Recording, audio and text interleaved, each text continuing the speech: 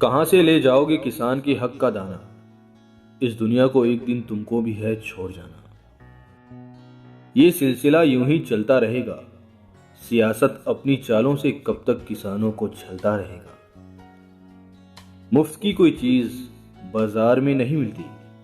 किसान के मरने की सुर्खियां अखबार में नहीं मिलती। ये जो खुद को राशन की कतारों में खड़ा पाता हूं मैं, खेतों से बिछड़ने की सजा पाता हूं मैं।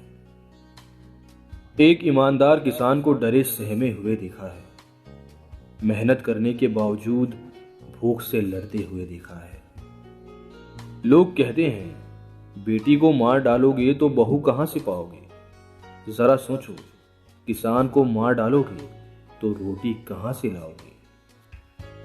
किसान की आह जो दिल से निकाली जाएगी, क्या समझते हो कि खाली जाएगी। मर रहा सीमा पर जवान और खेतों में किसान, कैसे कह दूं इस दुखी मन से कि मेरा भारत महान।